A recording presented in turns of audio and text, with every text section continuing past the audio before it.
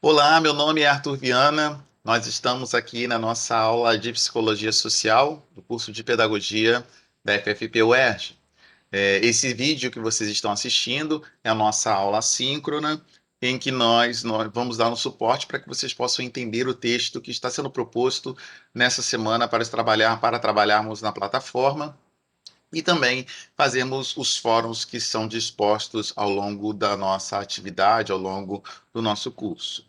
O texto que nós estamos lendo é um texto introdutório sobre psicologia social, retirada desse livro aqui, que é o livro Psicologias, uma introdução à psicologia, da professora Ana Maria Bahia Bock, né, Odair Furtado e Maria Lourdes Tracy.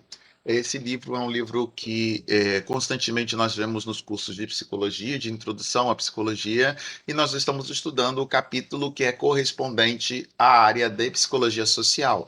Nesse texto, a gente vai ver como é que se compõe esse campo do saber da psicologia, né, e quais são os seus conceitos principais que nós podemos articulá-los quando pensamos em docência, em processos de ensino-aprendizagem, que é o nosso caso do curso de formação de professores. Gostaria de compartilhar com vocês algum material que pode nos ajudar a entender um pouco melhor isso.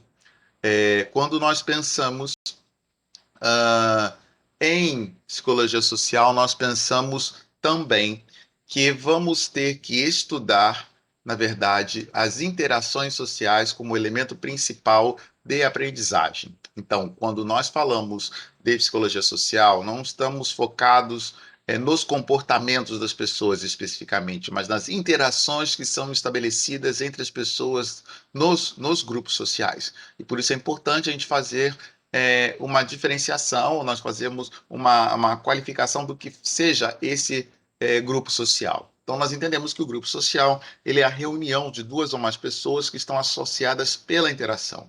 A interação ela é o objeto de estudo da psicologia social. E essa interação ela se dá através de uma ação conjunta que visa atingir um objetivo comum. Vejam, quando falo atingir um objetivo comum, eu não estou fazendo juízo de valor se o objetivo ele é bom ou é ruim. Isso é dos grupos e dos grupos, no interior dos grupos e fora também dos grupos. É um juízo de valor ad intra e ad extra, mas a ideia de que a interação produz contato, vínculo, independente do objetivo comum em que se estabeleça, esse é uma das formas vamos dizer assim, primordiais para entendermos esse campo de estudo da psicologia social.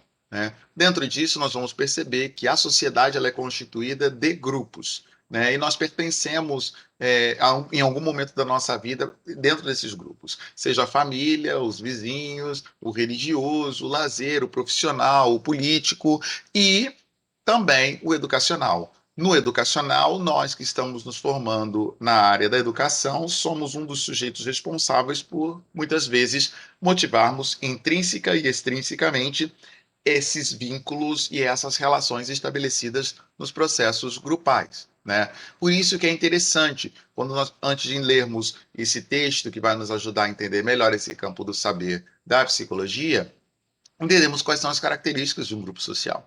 As características principais de um grupo social são a pluralidade dos indivíduos, ou seja, há sempre mais de um indivíduo no coletivo, é uma ideia de construção dessa coletividade, e essa pluralidade ela está organizada em função de uma interação social, ou seja, os indivíduos eles estão ali para a criação de vínculos, e a criação de vínculos se dá através da comunicação, seja ela da maneira que for, né? A comunicação oral, a comunicação imagética, ou seja, há um componente de linguagem que é um dos elementos de estudo da psicologia social e que é fundamental para a constituição do grupo, né? A organização, que são as formas com as quais os grupos funcionam, os consensos que eles estabelecem para criar uma ordem interna a ser vivida pelos indivíduos. A questão da objetividade e exterioridade, ou seja, os objetivos comuns a serem cumpridos e aceitos pelos indivíduos do grupo como parte dessa pertença grupal. Então, por isso que se fala de uma questão de exterioridade, ou seja, os objetivos comuns que os indivíduos, nós indivíduos vivemos, é superior e exterior ao próprio indivíduo. Quando você nasce numa família ou quando você vai para uma escola, os objetivos já estão postos daquele grupo. E você, de alguma maneira, vai fazendo consensos e dissensos a partir daquilo que está posto. É claro que você vai contribuir com a sua personalidade, vai contribuir com as suas capacidades e habilidades para que esse objetivo aconteça ou não. Mas, independente disso, se você morrer, o grupo pode continuar existindo. É essa dimensão da exterioridade, que foi falado por muitos outros autores da sociologia, por exemplo, como Emile Durkheim, quando fala de representação coletiva, né, dos grupos que formam os grupos sociais. A questão do conteúdo intencional, ou seja, todos os grupos têm uma intenção.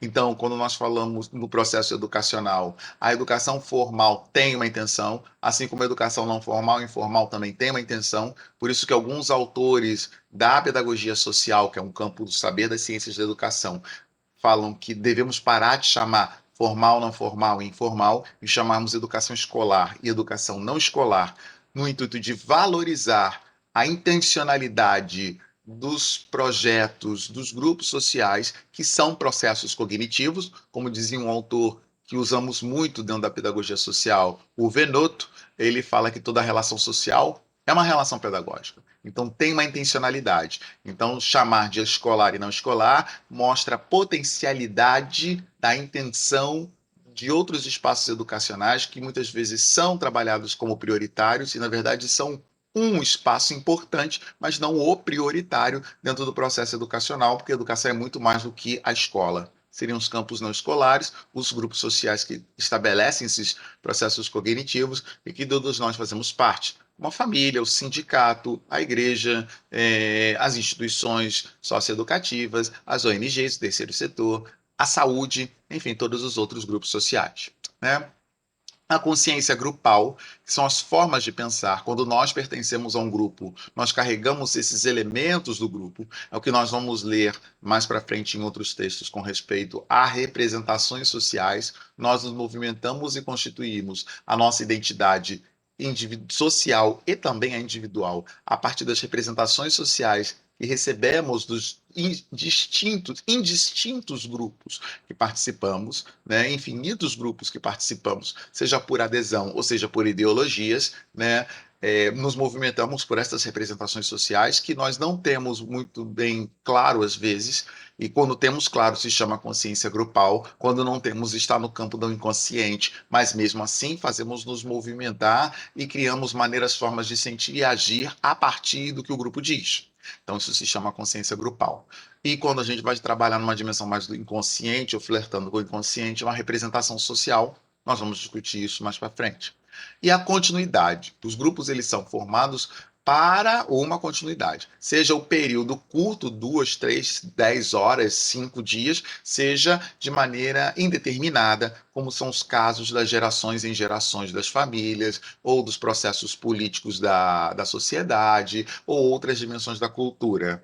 Todo grupo social ele pensa numa perenidade, numa existência independente do período da existência, mas sempre nós pensamos que os grupos são formados por interações sociais entre os indivíduos que não pretendem de uma hora para outra terminá-los. Há um começo, um meio e um fim. Embora muitas vezes a gente nem veja o fim desse determinado grupo ou dessa determinada intenção, mas ele existe, e aí podemos fazer até uma classificação de longo ou de curto, mas os grupos se reúnem vincularmente na interação, buscando esses espaços. Então, nós podemos perceber que existem alguns grupos que podemos classificar, ou uma classificação mínima de grupos, né? Os grupos primários, que são aqueles que predominam um contato mais próximo e direto ao longo da nossa vida, como família, vizinhos, né, grupo de amigos, religiões ou coisa parecida, ou religiões não, perdão, outros espaços em que nós podemos nos movimentar e que escolhemos como mais próximos de nós, né? A religião, o Estado, né, já seriam os grupos secundários, que são grupos mais complexos, onde os contatos pessoais eles são às vezes intermediados por outros, né, sem a grande intimidade do primeiro, quando alguma coisa fica mais íntima, nós transportamos esses sujeitos para o nosso grupo particular e ele passa a ser um grupo primário, né? Então, esses são os grupos secundários. E os grupos que nós chamamos intermediários, que não é o terceiro grupo, mas é o intermediário entre o primeiro e o segundo, são aqueles que se alternam e se complementam com as outras duas formas existentes de grupo, que é a primária e a secundária. Dentro dessa está a escola, porque a escola ela não é o terceiro grupo e nem é o segundo. Ela alterna entre o primeiro e o segundo. Ela conversa com essas formas de contato social. Podemos voltar a esse grupo social intermediário quantas vezes nós quisermos ao longo da nossa vida. Né? E sempre entrando em contato com o primeiro e com o segundo. Entramos em contato a escola com a família, entramos em contato a escola com instituições socioeducativas, então entramos a escola em contato com igrejas, com o Estado. Então é um grupo intermediário que faz a relação com os outros dois. Outro exemplo de grupo intermediário, a saúde, o hospital, são grupos que em algum momento da vida os sujeitos vão fazer parte desse grupo ou vão ser capturados por esses grupos sociais e depois vão sair novamente deles e vão fazer essa circulação entre os primários e os secundários e vão criar vínculos. Nós criamos vínculos também, vínculos positivos, fortes e intencionais dentro dessas instituições que nós chamamos intermediárias. Então, a escola ela faz parte do grupo intermediário da constituição do indivíduo. E aí, o próprio texto também nos ajuda a entender que existem alguns aspectos importantes quando nós falamos de grupo social, de criação de vínculo, de interação entre os indivíduos, né? E vocês vão ler mais detenidamente nesse texto e aponto de novo retirado desse livro Psicologias, uma introdução ao estudo da psicologia da professora Ana Bock, que está aí na plataforma de vocês, está disponível também esse texto na nossa plataforma virtual, que é o socializandopedagogias.wordpress.com, aberto a todos aqueles que quiserem ler, juntamente com outros textos, né?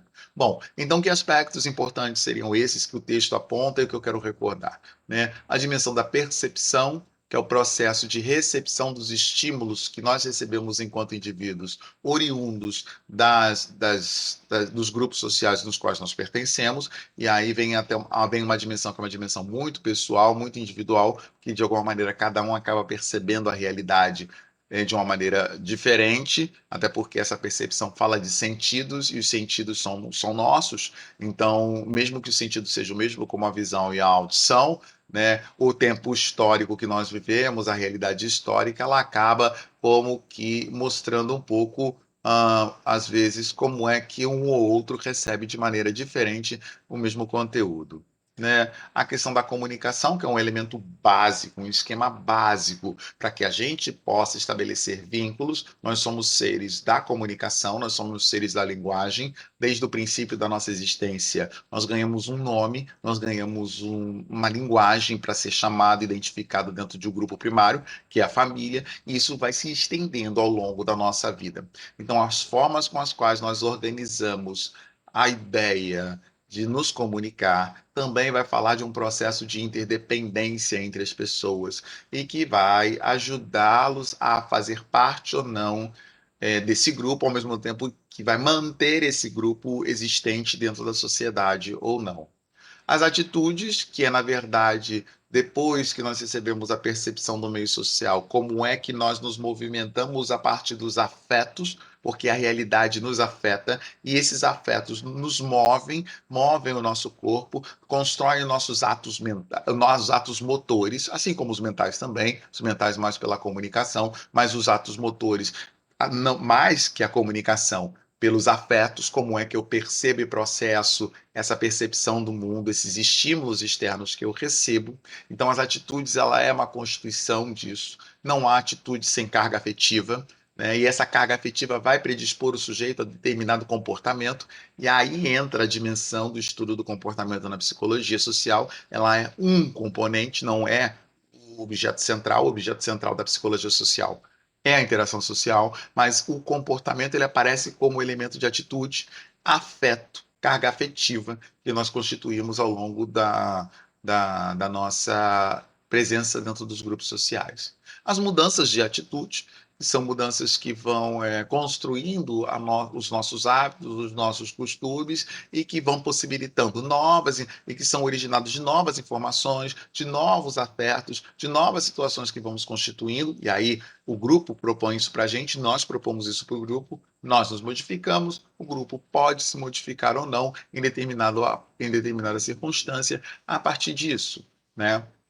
Os processos de socialização, que também nós vamos dar uma estudada mais adiante no próximo texto, né, proposto, mas que vão mostrar que não é algo natural dentro dos grupos sociais. A gente trata muita coisa naturalizada daquilo que é consensuado, daquilo que faz parte do nosso processo de desenvolvimento, e nós chamamos isso de processos de socialização, onde nós aprendemos os códigos, as normas e as regras básicas de funcionamento dentro das relações. Então, todas as relações, inclusive as dos grupos primários com mãe, pai, tios, primos, são construções sociais, não são naturais, né? E nós naturalizamos essas posturas, esses papéis sociais, esses roles sociais, mas isso é uma construção. Sendo uma construção, podemos fazer e refazê-los de acordo com o nosso interesse, nosso objetivo comum e o interesse do grupo também, né? Então, nós vamos chegando a um momento em que vamos entendendo que percepção, atitude, comunicação e socialização são elementos, estruturas fundamentais e importantes para entendermos o grupo social. E dentro desse grupo social, tanto a percepção, a atitude, comunicação, socialização são aspectos psicológicos, psicossociais que nos permitem a compreender e atribuir significados àquilo que nos afeta e àquilo que vai constituindo a nossa identidade, a nossa personalidade. É por isso que nós, na psicologia social, tentamos buscar entender essas estruturas, porque é através dessas estruturas que nós constituímos nossas relações interpessoais com os nossos alunos e com os nossos pares, e assim vamos também entendendo como é que se dá o nosso processo de identidade profissional, né? E vamos percebendo como é que esses grupos vão interferindo na constituição da nossa personalidade ou como a nossa personalidade interage com esses outros grupos, né? Basicamente, nós, como educadores, nós promovemos a criação dos grupos sociais, né? Principalmente com os elementos do afeto. Por quê? Para além do material que nós trazemos, da bagagem que nós trazemos, que são a bagagem específica dos nossos conteúdos, nós fazemos com que esses conteúdos cheguem até os indivíduos através dos afetos, através de linguagem, através de interações sociais, através de atitudes que tomamos em relação aos indivíduos, através de estruturas que vão compor o grupo social. Então, os processos grupais são forças que mantêm os grupos existentes. E nós contribuímos para esses processos grupais através do nosso trabalho. O nosso trabalho docente é um trabalho de interação social. E às vezes a gente se ilude achando que é um trabalho de conteúdo. O conteúdo nós estamos aprendendo que a internet dá. As plataformas virtuais dão. Porém, esse conteúdo, o nosso processo de ensino-aprendizagem ou cognitivo, ele se dá de uma forma mais completa ou viável quando nós articulamos os conteúdos que podem ser adquiridos por qualquer YouTube ou qualquer outro espaço virtual, né, que também é real, mas ele se dá de maneira mais eficaz, se dá de maneira mais próxima quando incluímos os elementos vinculares da interação social. Né? Seja através de vídeos como esse que nós estamos fazendo, seja presencialmente em sala de aula. Então, a profissionalidade docente é uma profissionalidade da interação social. Eu acho que desmistificar essa realidade de achar que o professor bom é o professor de conteúdo, eu acho que é algo do contemporâneo que vamos construindo como o nosso, né? Não basta só o conteúdo, já aprendemos isso. É, Descartes perdeu de alguma forma. Não é penso, logo existo. Eu existo também porque eu sinto. Eu existo também porque eu sou afetado pelo sentimento do outro. Eu existo porque eu estabeleço relação com esse outro. Então, essa constituição de um trabalho mais complexo da docência, que até ajuda a gente a ampliar o sentido de docência e de didática, deve ser pensado dentro dessa disciplina e deve ser para nós levado em consideração na hora de organizarmos planos de aula, quer seja ele de maneira presencial, quer seja ele de maneira sistemática dentro do ambiente virtual. seria isso. Eu acho que a gente tem bastante coisa para pensar, desde esse vídeo que foi colocado e também dos textos que nós colocamos na plataforma. Prestem atenção em tudo aquilo que está escrito na plataforma, porque com certeza há outras indicações a serem feitas, como fóruns, áudios, vídeos, que vocês vão poder ampliar essa introdução que eu dei para a leitura do texto da professora Ana Bock, repetindo deste livro aqui, Psicologias, uma introdução ao estudo da psicologia, que se encontra na plataforma que nós estamos estudando ou no repositório de textos socializandopedagogias.wordpress.com do nosso grupo de estudos fora da sala de aula, no qual esse canal Apoema, que é dedicado ao conhecimento e à construção do conhecimento na graduação, né, nas disciplinas específicas da graduação, nos proporciona nesse momento da nossa vida. É isso, gente. Bom trabalho, bom texto. Repitam esse vídeo quantas vezes vocês quiserem e nós estamos aí para tirar qualquer dúvida, ok? Abraço. Fiquem bem. Tchau, tchau.